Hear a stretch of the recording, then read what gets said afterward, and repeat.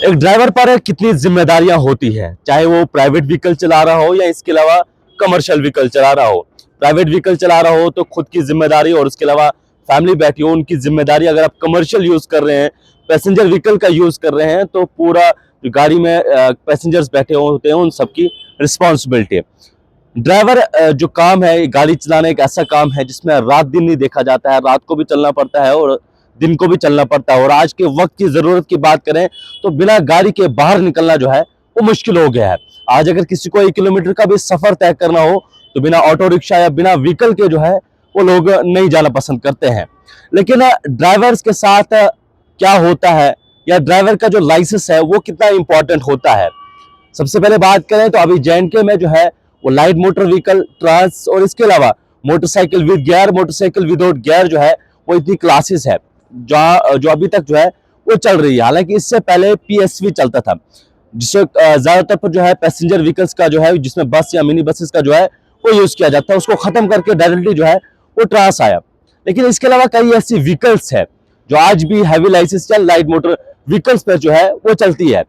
सबसे पहले light motor vehicle की बात करें तो लाइट मोटर व्हीकल पर आज के वक्त में पिछले काफी समय से जो है वो ऑटो रिक्शास भी जो है वो LMV पे ही चलते हैं।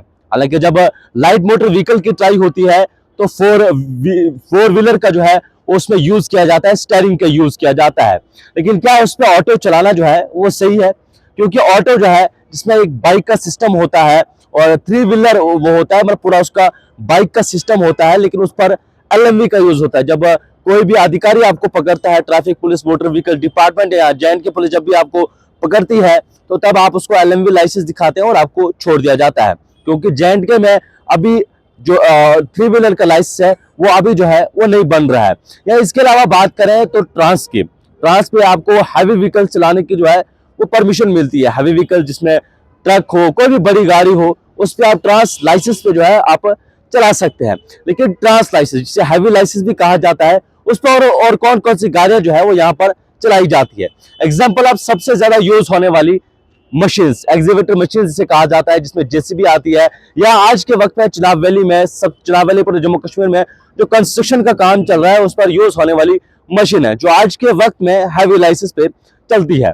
दोस्तों, कुछ दिन पहले एक ऐसा वाकया पेश हुआ कि एक अफसर ने एक मशीन पकड़ी और उसके बाद जब उसको लाइसेंस पूछा गया तो उसको हैवी लाइसेंस जो है वो मांगा गया।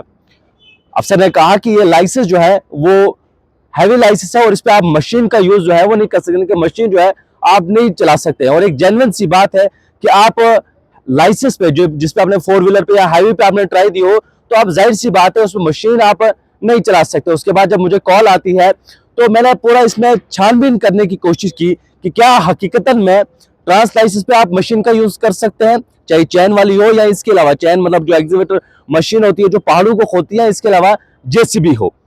तो पता चला कि इसकी अपने अपनी क्लासेस जो है वो होती है। क्लास में जब आप अप्लाई करते हैं तो उसमें सारी चीजें जो है वो आपको मिलती है।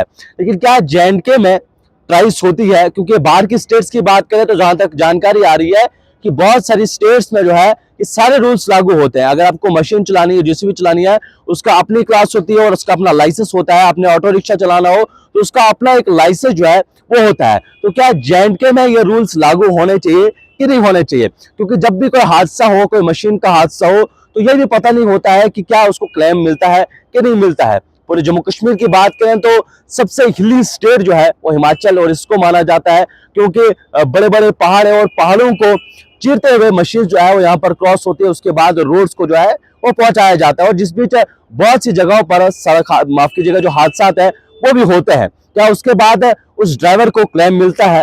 हालांकि कंपनी तो पे करती है, लेकिन जो उसका अपना राइट है क्या वो उसको मिलता है? क्या आपको नहीं लगता है कि JNK में भी जो मशीन का लाइसेंस है या इसके अलावा जो ऑटो रिक्शा का लाइसेंस है वो उसका रूल जो है वो लागू होने चाहिए? और यहाँ पर भी जो है JNK में जितने भी डिस्ट्रिक्ट है वहां पर इसकी ट्राई होनी चाहिए।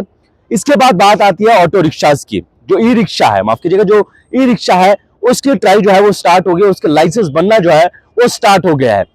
ई रिक्शा की बात करें तो जैसे ई रिक्शा लॉन्च हुई तो उसके बाद बहुत से बच्चे भी इसका इस्तेमाल कर रहे हैं, क्योंकि चलाने के लिए भी आसान है और इसके अलावा इसके रूल्स थोड़े अलग रहते हैं। जहां तक हमने महकमे से बातचीत करने की कोशिश की तो उन्होंने कहा कि ई रिक्शा का लाइसेंस बनना जो है वो स्टार्ट हो गया और इसका लाइसेंस जो है वो प्रॉपरली बनता है। और एक अच्छा स्टेप हम इसे मानेंगे, क्योंकि LMV पे ऑटो चलाना, ऑटो रिक्शा चलाना ये रिस्की बात है। आप ट्राई दे रहे हैं स्टीयरिंग व्हीकल की, यानी कि 4 व्हीलर आप यूज कर रहे हैं, स्टीयरिंग का यूज कर रहे हैं, आप गियर का यूज कर रहे हैं, एक्सीलरेटर, ब्रेक, क्लच का आप यूज कर रहे हैं, तो उसके बाद आप ऑटो चलाते हैं। क्योंकि ऑटो की जहां तक बात करें तो ऑटो का एक्सीलरेटर हाथ में होता है, क्लच भी हाथ में होता है, और उसको बिल्कुल बाइक की तरह चलाना होता है। और खासतौर पर चनावेली की बात करें तो यहाँ पर ऑटोस कैसे चलते हैं वो सब हम सबके सामने है। लेकिन जब ई रिक्शा आए, क्योंकि ऑटोस की बात करें तो टाउन में ही चलती थी, जो टाउन का 15 किलोमीटर का एरिया है सिर्फ उसका परमिट इनको मिलता था। लेकिन जैसे ई रिक्शा आए तो ई रिक्शा इसका कोई क्योंकि परमिट नहीं होता था, तो ये कहीं पर भी जो है वो जाती है। यहाँ बड़े बड़े पहाड़ों पर जो है ये चलना स्टार्ट हो गई थी। लेकिन बड़ा अच्छा स्टेप था कि उसके बाद ई रिक्शा के लाइसेंस बनना जो है वो स्टार्ट हो गया। लेकिन पॉइंट यहाँ पर यह आता है कि क्या जो एग्जीक्यूटिव मशीन है, जो बाकी रोड लोडर्स है, जितनी भी मशीनरीज यहाँ पर जिनका इस्तेमाल होता है, क्या उनका लाइसेंस आपको नहीं लगना चाहिए कि उनका लाइसेंस प्रॉपरली बनना चाहिए और जो इसमें एलिजिबल हो? क्योंकि हैवी लाइसेंस तो किसी के पास भी है, मेरे पास भी हैवी लाइसेंस है, तो मैं तो मशीन चलाना जानता नहीं, मैं भी चला जाऊंगा, कल को हादसा हो जाएगा तो उसका जिम्मेदार आखिर कौन होगा? क्योंकि बना को कहा कि बड़े बड़े पहाड़ों को चीरते हुए यहाँ पर रोडें बनती है, मशीन का इस्तेमाल यहाँ पर होता है, तो क्या आपको लगता है कि JNK में भी ये सभी रूल्स जो है वो लागू होने चाहिए?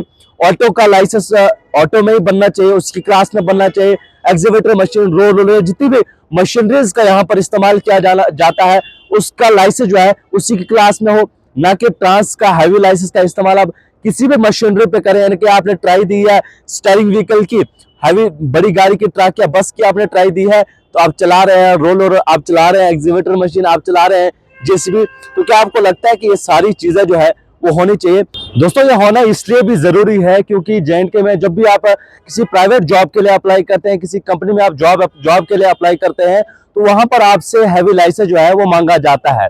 लेकिन इसका जो असल हकदार होता है, जो JCB को अच्छे से चलाना जानता है, किसी भी मशीन को अच्छे से चलाना जानता हो, लेकिन बड़े अफसोस की बात है कि वो हैवी लाइसेंस जो है वो नहीं बना सकता है, वो ट्राई को पास नहीं निकाल सकता है, क्योंकि उसको गाड़ी की जानकारी नहीं होती है, उसको मशीन की जानकारी जो है वो होती है, जिस वजह से बहुत से नौजवानों को इस तरह की मुश्किलात का जो है वो सामना करना पड़ता है। किसी भी जॉब के लिए जब आप यहाँ पर अप्लाई करें, बड़े बड़े प्रोजेक्ट्स में काम चल रहा है, तो जब भी आप जॉब के लिए अप्लाई करते हैं तो आपसे हैवी लाइसेंस जो है वो मांगा जाता है, और जो उसका असल हकदार होता है वो रह जाता है। तो इसलिए ये सोचने वाली बात है कि जो हकदार हो उसी को वो सारी चीजें मिले।